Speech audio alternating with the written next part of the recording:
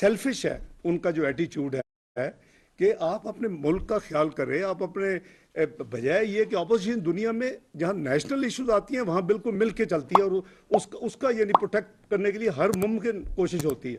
लेकिन हमारा एक अजीब ही रवैया है कि ये उन्होंने तो यहाँ तक कह दिया कि जी अगर मुझे निकालना था या मैंने नहीं रहना तो फिर पाकिस्तान पे एटम बम गिरा देती हो। मैं तो नहीं कहा, ये उन्होंने कहा, मैंने तो नहीं फ़ोन किए या करवाए, उनके अपने फाइनेंस मिनिस्टर ने पोटेंशियल फाइनेंस मिनिस्टर को फ़ोन किए। मैं मतलब हमारे पास वो सारे का सारा जो है वो एक रिकॉर्ड मौजूद है, जो कुछ इन्होंने जिस तरह का किया। लेकिन अब ये कहना कि हर वक्त जी डिफ़ॉल्ट हो चुका है, डिफ़ॉल्ट होगा, अल्लाह के फल से ना डिफ़ॉल्ट हुआ है ना डिफ़ॉल्ट होगा। हाँ, हम प्रिकेरियस पोजीशन में थे और उसमें से हम गुजर रहे हैं। 2.8 बिलियन डॉलर तक हम स्टेट बैंक में चले गए, लेकिन जो नेशनल रिजर्व थे वो फिर भी 9 बिलियन के करीब, 5.5 बिलियन के करीब आपके जो हैं वो कमर्शियल बैंकों के पास थे। उसको बजाय ये कि हम मिल बैठ कर सोचे कि हमने पाकिस्तान को कैसे स्टीयर थ्रू करना है, वो उनकी सिर्फ ये है कि जी मैंने कैसे क्रिटिसाइज करना है और मैंने कैसी अपॉर्चुनिटी घटिया सियासत करके मैंने पाकिस्तान को नुकसान पहुंचाना है। ये चीज़ें सारी दुनिया में देखी जा रही होती हैं और ये चीज़ें नोट होती हैं और लोग उसको बाकायदा सिर्फ नोट नहीं करते बल्कि उसका असर भी होता है, मार्केट्स पे भी होता है, फाइनेंशियल पे भी, स्टॉक मार्केट्स पे भी, और हम देख रहे हैं उसकी जो आउटकम है। तो मैं समझता हूँ कि मैं ज़रा आपके साथ थोड़े से दोबारा ज़रा रिव्यू कर लूँ कुछ नंबर्स, ताकि आपको भी थोड़ा सा रिफ्रेश हो जाएंगे आप भी, और ज़रा इनकी परफॉर्मेंस भी सामने आ जाएगी कि जी सबसे पहले ये देख लेते हैं कि उन्होंने किया क्या है पाकिस्तान के लिए 45 महीने में। और फिर मैंने तो नहीं कहा, जो उनके लाने वाले थे उन्होंने कहा कि अगर ये रह जाते तो ये पाकिस्तान खतरे से खाली नहीं था। मैं अल्फाज भी वो नहीं इस्तेमाल कर रहा, ये उन्होंने तो यहाँ तक कह दिया कि पाकिस्तान तौबा नौजबिल्ला ख़त्म, ये टूट जाता। ये मैं तो नहीं कह रहा, ये वो कह रहे हैं जिन्होंने उनकी हैंड होल्डिंग की, उनको लाए, इलेक्शन को इधर उधर किया, फिर उनको प्रोटेक्ट किया। आपको पाबंदी लगाई, 100 दिन नहीं बोलना, 6 महीने नहीं बोलने, साल नहीं बोलना। मेरा मतलब है कि ये सारी हकायक आपके सामने हैं और आज वो भी कह रहे हैं कि जी ये अगर रह जाते तो ये होता। तो मैं समझता हूँ कि कुछ चीज़ें जो है उनको चाहिए कि देखना कि जी इंटरनेशनल हालात क्या हैं, तो क्या पाकिस्तान में सिर्फ महंगाई हो रही है, कहीं और भी हो रही है। और उसके अलावा जो हमारे जो फ्लड्स की सिचुएशन हुई है उसके वजह से हम वीट भी इंपोर्ट कर रहे हैं, हम फर्टिलाइजर भी इंपोर्ट कर रहे हैं, हम दालें भी इंपोर्ट, हम कई चीज़ें इंपोर्ट, हमने फ्यू बिलियंस ऑफ डॉलर्स हमने इसके ऊपर खर्च कर दिए हैं पिछले चंद महीनों में, यानी फ्लड के बाद। तो वो भी एक जाहिर है कि उस मुल्क को ज़रूरत है, और फ्लड्स के जो लॉसेज हैं वो ये तो नहीं हो सकता कि जी अब चीज़ें ना मंगवाई जाए।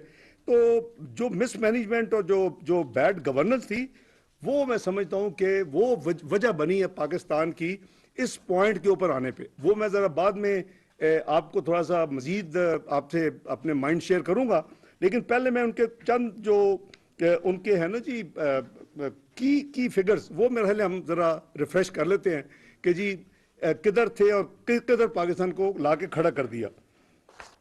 आपको याद होगा कि जो फिस्कल डेफिसिट था वो इन्होंने 7.9% पे छोड़ा, और जो करंट अकाउंट डेफिसिट था वो 4.6% ऑफ GDP पे छोड़ा, जो कि करीबन 17.5 बिलियन डॉलर था। जो ट्रेड डेफिसिट था वो करीबन 39.7 बिलियन डॉलर पे इन्होंने छोड़ा।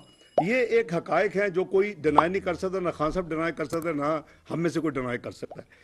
हाँ, ये बात ज़रूरी है कि यानी जो परफॉर्मेंस थी और जो इंडिकेटर्स थे, वो अगर आप 2013 के इंडिकेटर देखेंगे और 2018 से कंपेयर करेंगे तो पाकिस्तान किसी और जगह पे खड़ा था, और आज हम किसी और जगह पे खड़े हैं। ये हमने ये जो एक साइकिल गुजारे हैं 2013-18 का, 20 से 18-22 का, और अब जो उसमें से गुजर रहे हैं ये उसी की जो है बाकियात में से गुजर रहे हैं, उसी के तबाही के जो कंटिन्यूटी उसको रोक के या उसको कम करके उसमें से गुजर रहे हैं।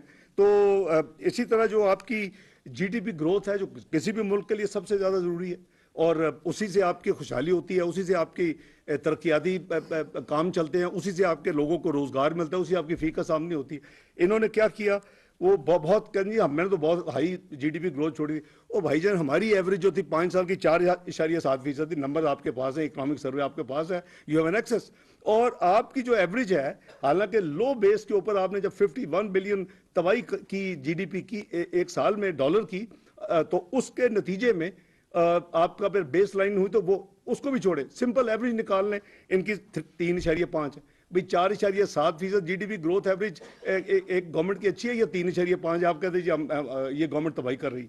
इसी तरह आप इनकी जो यानी देखेंगे कि इनके टेन्योर में एक 26 बिलियन की जीडीपी में ग्रोथ हुई है, 26 बिलियन डॉलर की बात कर रहा हूं। और 5 साल में पीएमएलएन के जो 2008-13 थे, उसमें 112 बिलियन डॉलर की ग्रोथ थी। ये आपके सामने है। अगर कोई इसको डिनाई कर सकता है तो मुझे साबित कर दे कि जी नहीं, आपकी 112 नहीं है और उनकी 26 नहीं है। इसी तरह पर कैपिटा इनकम है, देखे ना, फीकस आमदनी लोगों ने तो उसी को देखना है।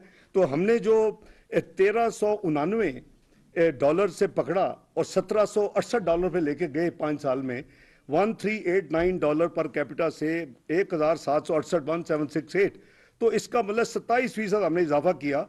और अमाउंट जो है वो ऑलमोस्ट हमने 379 डॉलर पर कैपिटा इनकम में हमने इजाफा किया, विच इज 27%।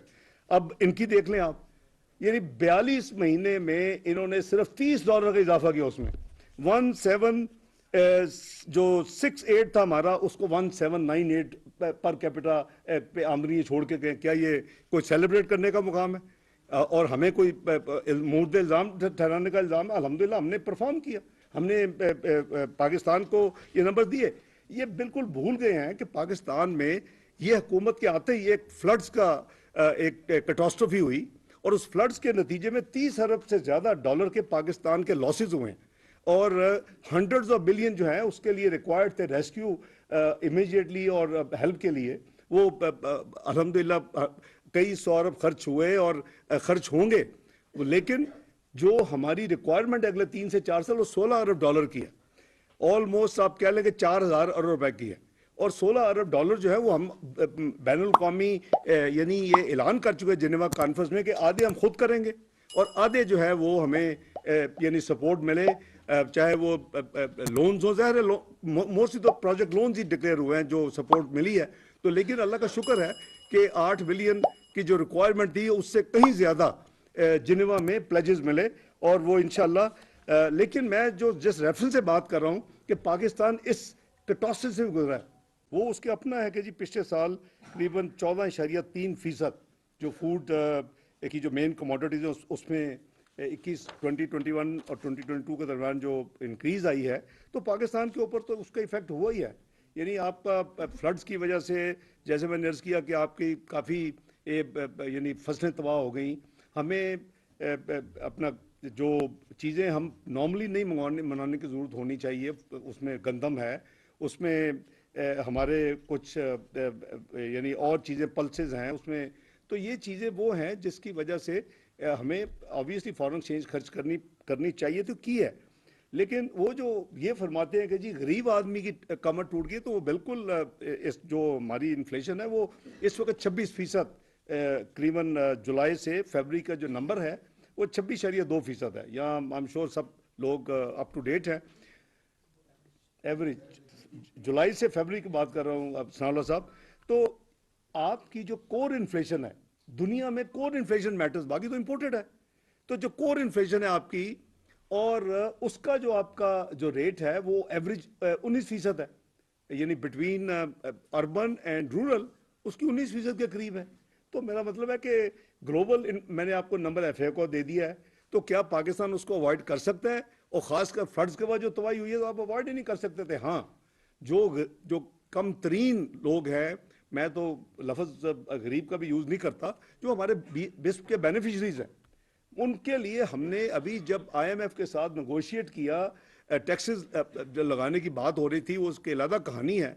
और उसके लिए हमने 40 अरब उनसे मनवाया और उनको 25% हमने एग्री किया कि उनका जो स्टाइपेंड है वो 1 जनवरी से 25% इजाफा किया जाए। और 360 अरब इस साल में एलोकेटेड थे। इन मुश्किल तरीन हालात में भी उनका ख्याल रखा गया।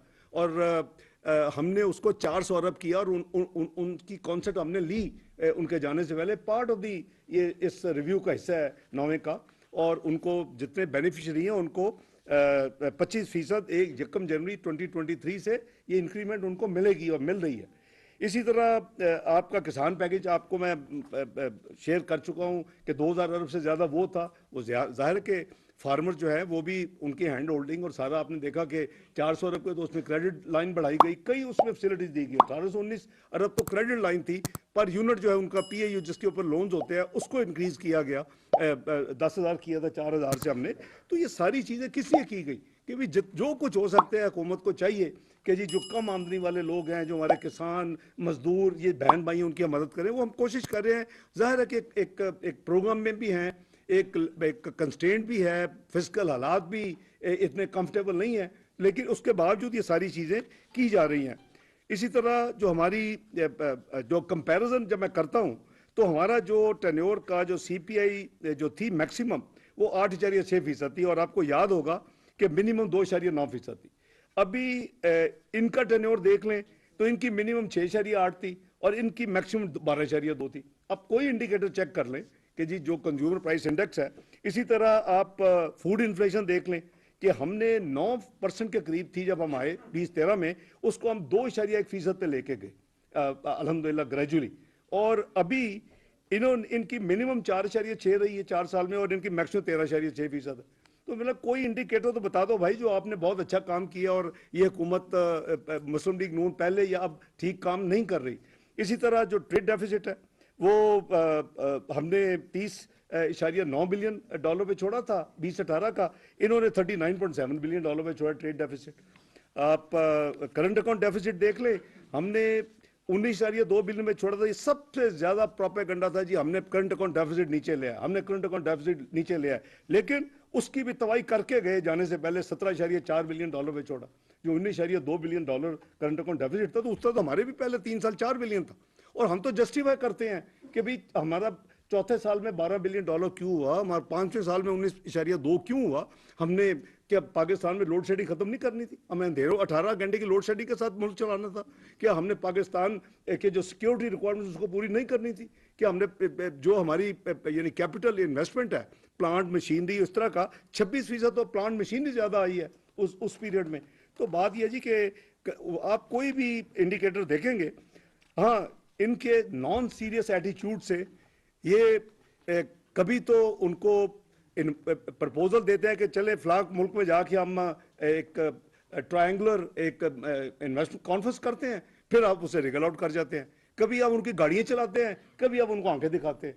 ये जो एक शिफ्टी करेक्टर जो होता है ना जी, वो हमेशा नुकसान होता है, चाहे वो उनके अपने लिए हो, मुल्क के लिए हो या अपने खानदान के लिए हो। उन्होंने ये करके जो 2.8 बिलियन की एफडीआई हमने छोड़ी थी उसको वो नीचे लाके 1.9 बिलियन डॉलर पे छोड़ के गए। आप एक्सपोर्ट्स देख लें, ठीक है हमारे ज़माने में जो हमारे एक्सपोर्ट्स थे वो स्टैग्नेंट है, हमने करीबन 25 बिलियन पे पकड़ा 25 बिलियन पे छोड़ा। लेकिन आप कुछ चीज़ें मत भूलें कि उस हमारे टेन्योर में जो 5 साल तक कमोडिटी सुपर साइकिल था, आपकी जो वैल्यू उसका जो ओवर इफेक्ट था, हमारा वॉल्यूम ज़्यादा थे लेकिन हमारी अमाउंट जो है मॉनेटरी उसकी वैल्यू कम थी, लेकिन हमने फिर भी करीबन जहां पकड़ा 25 बिलियन उधर छोड़ा। तो आपने 1% अगर टर्फ दे के 400 बिलियन रुपीस दिए, चले अच्छी बात है, इंडस्ट्री में ग्रो हुई सारा कुछ, लेकिन वो अगर उसने 4 या 5 बिलियन एक्सपोर्ट इंक्रीज किया तो उसको एक्नॉलेज करते हैं। तो मैं अर्ज करूं कि ये जो करंट अकाउंट डेफिसिट जो है ना, देखिए पाकिस्तान के 2 प्रॉब्लम, एक हमारा बजट डेफिसिट का प्रॉब्लम है, एक हमारा करंट अकाउंट डेफिसिट का वार। एक आपका रुपयों के साथ ताल्लुक है, दूसरा आपका जो है वो आपका फॉरेन एक्सचेंज के साथ ताल्लुक है। इसकी ज़रा ज़्यादा बाद में बात करते हैं, लेकिन हमारी जो टीम है जो इस वक्त बैठी है या इस वक्त मौजूद नहीं है, इसने पूरी कोशिश की है कि हम जो कुछ कंटेन कर सके। ज़ाहिर आसानी से तो नहीं होता और कोई switch on switch off button भी नहीं होता।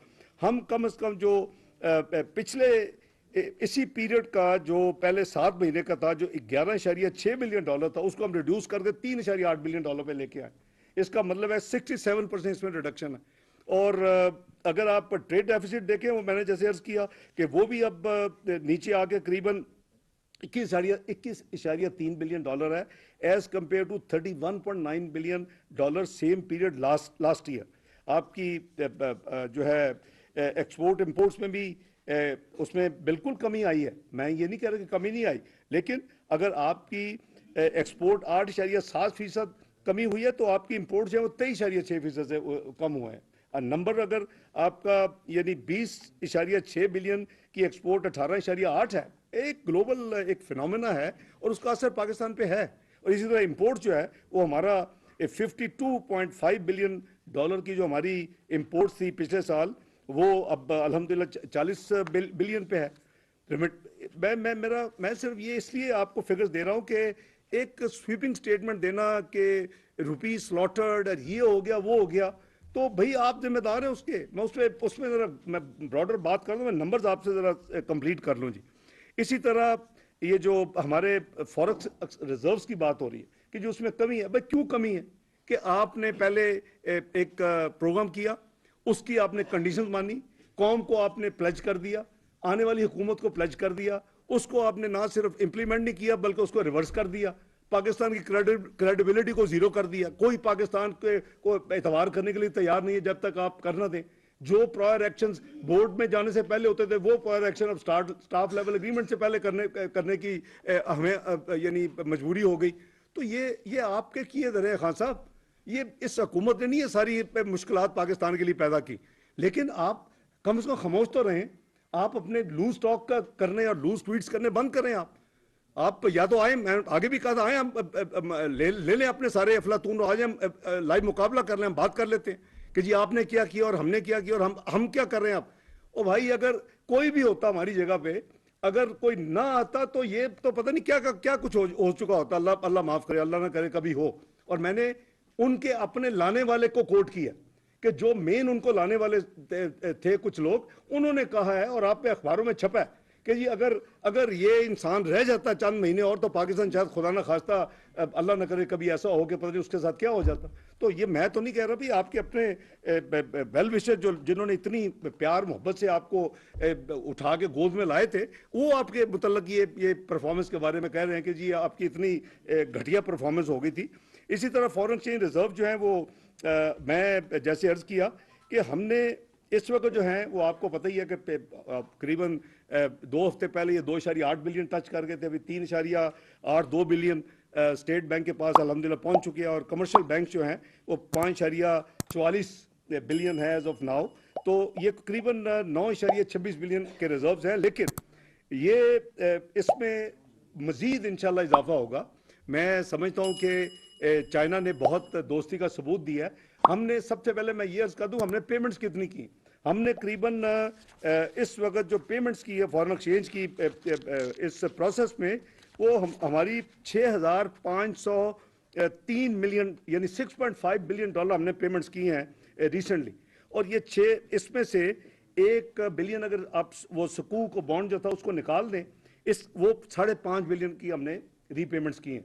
और नॉर्मली क्या होता है, आपका डेट तो कम नहीं होता एक्सटर्नल, वो हमेशा अगर हो तो बड़ी अच्छी बात है, लेकिन हमेशा ज़्यादा होता है पिछले साल से, क्योंकि जाहिर है कि अभी आप के सोना और तेल और इस तरह की चीज़ें नहीं निकली।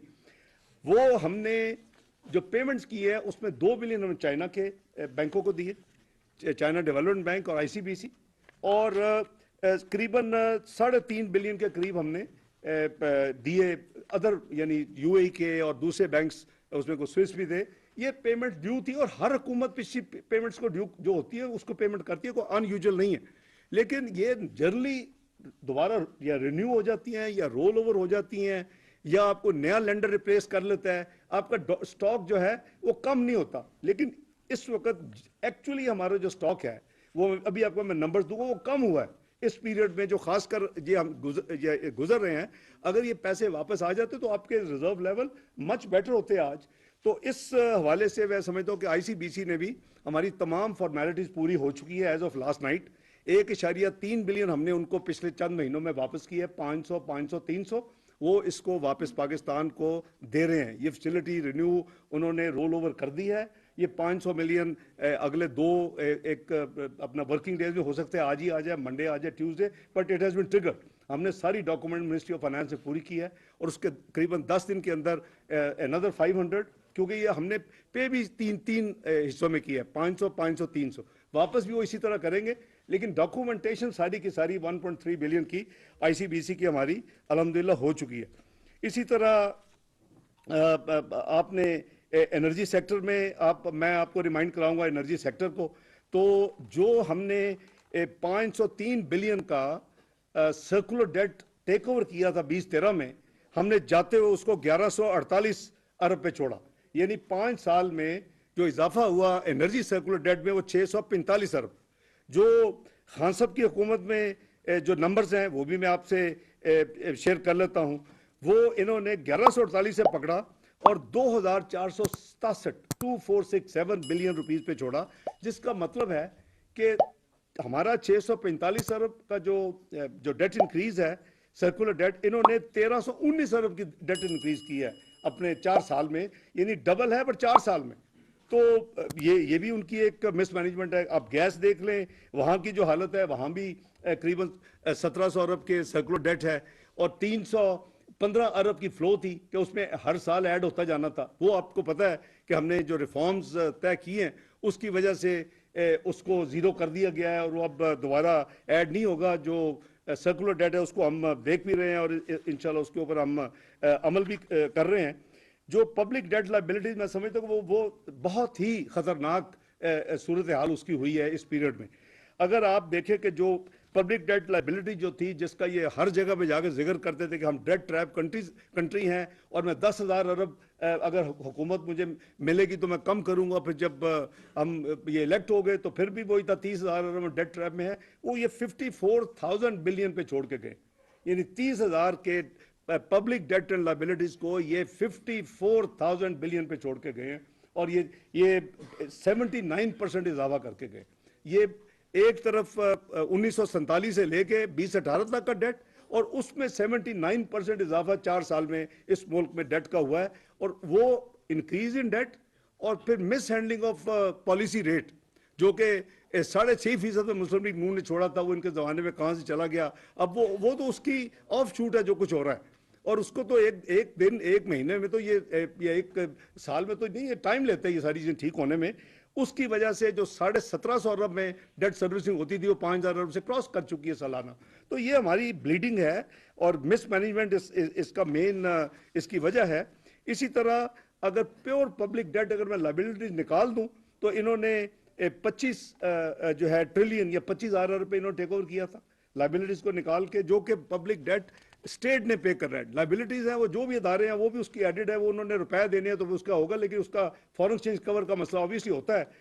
वो इन्होंने 49,000 बिलियन पे छोड़ के गए, 25,000 लिया, आए थे 10,000 कम करने के लिए, और इसमें ये जो इजाफा ये करके गए हैं ये करीबन 24,000 अरब का इसमें इजाफा किया। और ये फिगर आपका जून 22 का है, ऑफिशियल फिगर है, आप चेक कर सकते हैं। तो डेट टू जीडीपी जो कि मेन है, जो दुनिया देखती है परसेंटेज डेट टू जीडीपी, तो पब्लिक डेट की जो 63.7% पीएमएलएन ने छोड़ी थी पब्लिक डेट टू जीडीपी, वो खान साहब 73.5% पे छोड़ के गए, और इस वक्त जो है वो 69.7% है। थोड़ी सी उसमें करीबन 3 आप कह लें कि 8% की इंप्रूवमेंट है एज ऑफ टुडे। तो ये आपका जो है वो इनका ये डेट प्रोफाइल है। आप ऑब्वियसली इनकी जो है एक्सटर्नल लाइबिलिटीज वो और ज़्यादा खौफनाक है कि external liability debt and liability जो हैं वो जून 2018 में $95 बिलियन थी, जून 2018। वो जून 22 में वो $130 बिलियन, और इसमें $35 बिलियन का इजाफा हुआ। और जो मैंने आपको एक्सप्लेन किया है कि हम जो एक्सटर्नल डेट की पेमेंट्स कर रहे हैं और वापस नहीं आ रही, अभी मसला अगर 1.3 बिलियन आईसीबीसी आएगा तो फिर डेट में वो चला जाएगा, लेकिन एज ऑफ टुडे हमारा 130 बिलियन जो डॉलर है वो 126 बिलियन डॉलर डेट रह गया ना। ये कभी नहीं हुआ। अगर ये मसलन इंक्रीज करंट अकाउंट डेफिसिट तो इंक्रीज होता ही होता है ना जी। करंट अकाउंट डेफिसिट, आप लाइबिलिटीज अगर फैसिलिटी है अपना रिन्यू हो जाए, रोल ओवर हो जाए, आपने पैसे लिए जैसे चाइना ने लिए फिर वापस कर रहे हैं, हमें दोबारा फैसिलिटी दे रहे हैं, लेकिन करंट अकाउंट डेफिसिट तो आपका अपना ऐड होता है आपके डेट में।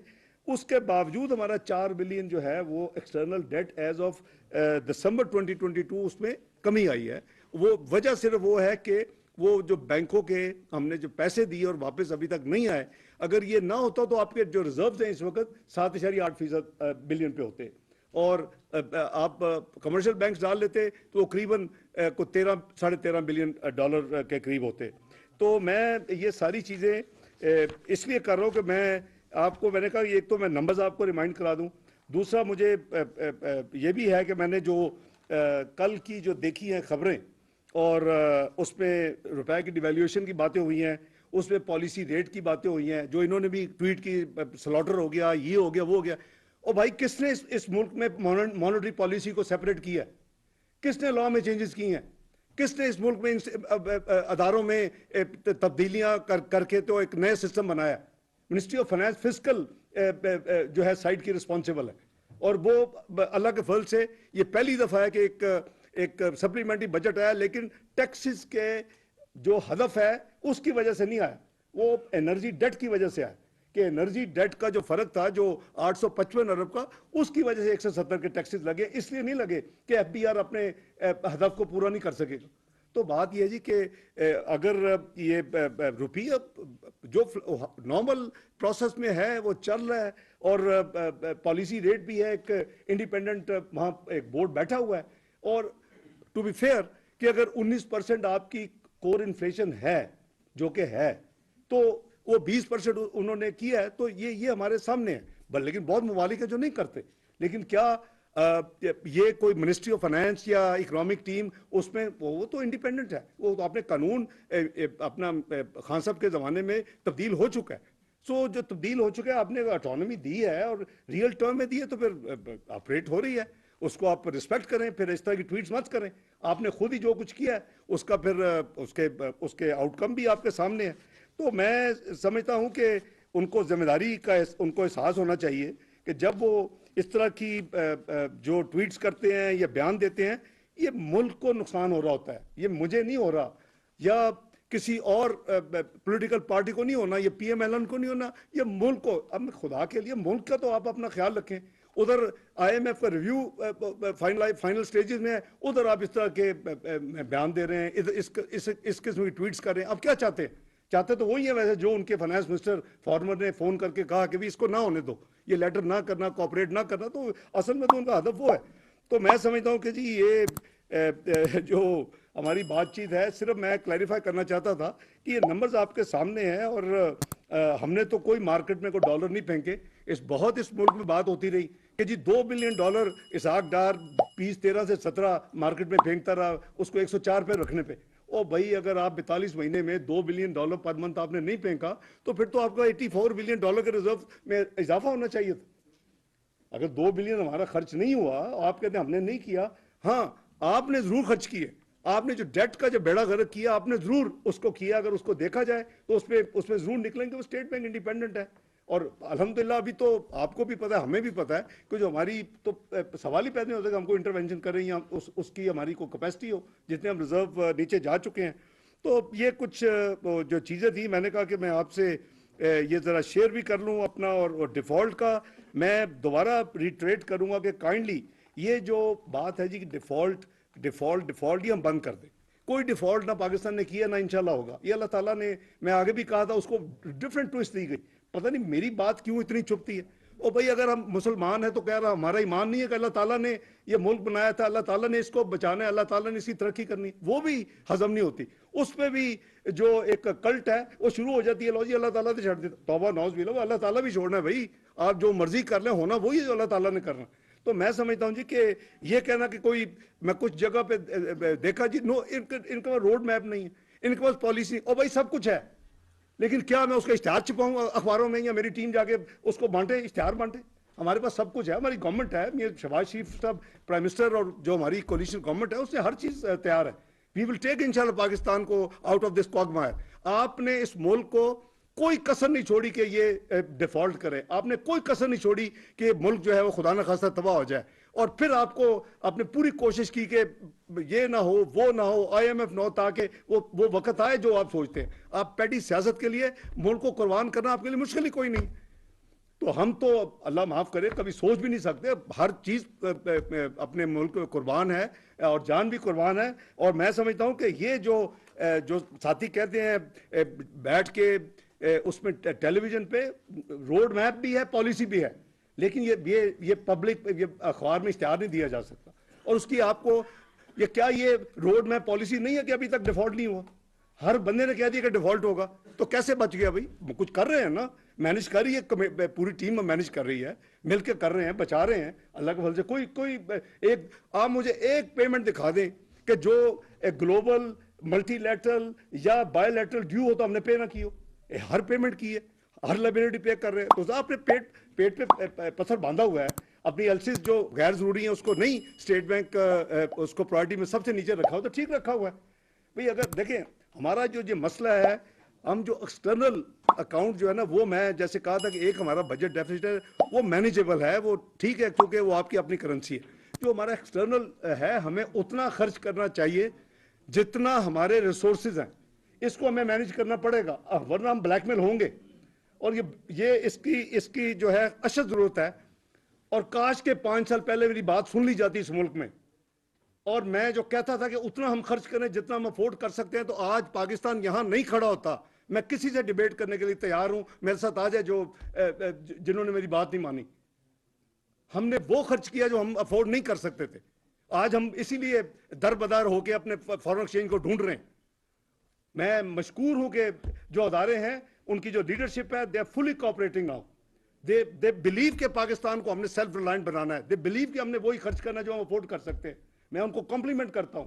मैं प्राइम मिनिस्टर के जो कंजर्वेशन मेजर्स हैं, जो उनके ऑस्टेरिटी मेजर, मैं उसको भी मैं अप्रिशिएट करता हूँ, सलाम पेश। देखिए कौमें इसी तरह बनती हैं। हम सब ने अगर अपना अपना हिस्सा डालेंगे तो पाकिस्तान इंशाल्लाह ना सिर्फ उस क्वागमार से निकल जाएगा।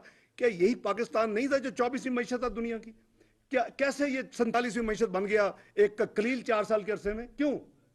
उसकी वजूहात हैं, और उसको हमने अपना इंट्रोस्पेक्शन करना है, अपना हमने उसको तजिया करना है। और फिर हमें चाहिए कि हम आइंदा के लिए अपने आप को ठीक रास्ते पे लगा दें बहसियत कौम। ये हुकूमत आनी जानी है। ये आज हम हैं, कल कोई और था, कल कोई और होगा। इसमें कोई ऐसी किसी की परपेचुअल कोई नहीं है, ये कोई मनार्की नहीं है। लेकिन ये जरूर होना चाहिए कि जो मर्जी आए, मैं कोई आवाज में तो नहीं ये कहता था कि चार्टर ऑफ इकोनॉमी होनी चाहिए।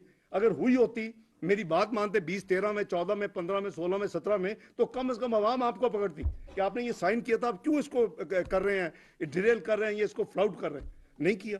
अब इनको याद आ जाती है चार्टर ऑफ इकोनॉमी की। उस वक्त किसी को कान पे जूं तक नहीं रेंगती थी। तो बात यह जी कि ये वो नॉन एंटिटीज हैं कि जी रिजाइन करे। भाई क्यों रिजाइन करूं मैं? कौन हो तुम? बिलियंस ऑफ रुपीज जाके जो डिफेंड दे गए थे, तुम्हें तो जेल में होना चाहिए। तो बात यह है जी कि मैं एक इबादत समझ के कर रहा हूँ। मुल्क को जरूरत होगी, मैं हाजिर हूँ पार्टी को, कोलिशन पार्टी को। मुझे मत बताएं टॉक शोज में बैठ के, मुझे पता है आपने क्या किया। आपने इस मुल्क का बेड़ा गर्क किया। आपका रेवेन्यू इकट्ठा नहीं हुआ, आप बीमार हो गए, आप जाके इस दूसरे शहर में मुंतकिल हो गए। अभी तुम बैठते हो आके सियासत करते हो, ऐसे थर्ड रेटेड किस्म की सियासत करते हो। मुल्क को भी नुकसान पहुंचता है, मुझे तो नहीं पहुंचता।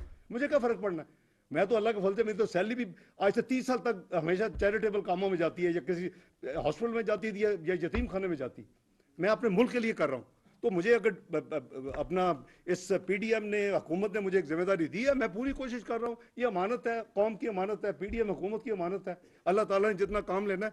लेकिन इस तरह के थर्ड रेटेड बैठ के बातें मत करें जो मुल्क को नुकसान होगा। जी कोई पॉलिसी नहीं है, कोई रोड मैप नहीं है, मुल्क डूब रहा है, इससे डिफॉल्ट हो चुका है, डिफॉल्ट हो जाना है। ये मैं समझता हूँ कि कौम के साथ और मुल्क के साथ ज्यादती है जी।